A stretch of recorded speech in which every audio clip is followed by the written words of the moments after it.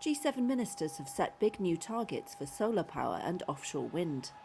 Climate and energy ministers agreed on Sunday to speed up both developing clean energy and phasing out fossil fuels after 2 days of talks in the Japanese city of Sapporo. Renewable fuel sources and energy security have taken on a new urgency following the Ukraine war. But the climate and energy ministers stopped short of agreeing a 2030 deadline to phase out coal, which Canada and other members had pushed for.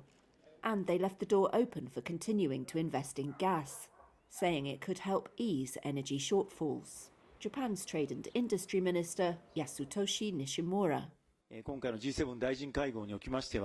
In the G7 meeting, we acknowledged that different countries around the world have various economic and energy situations, and the path to carbon neutrality by 2050 should be diverse. The important thing is to aim towards net zero, our common goal, and that was recognized. The G7 communique pledged to collectively increase offshore wind capacity by 150 gigawatts by 2030 and solar capacity to more than 1 terawatt, which they called a drastic rise in clean power. They agreed to accelerate phasing out unabated fossil fuels.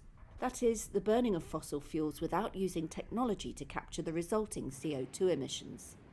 That would achieve net zero in energy systems by 2050 at the latest, the ministers said, promising concrete and timely steps towards scrapping coal.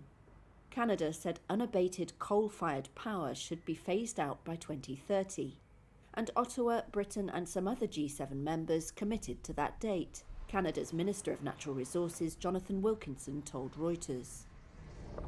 Additional plastic pollution should be cut to zero by 2040, they said, bringing the target forward by a decade.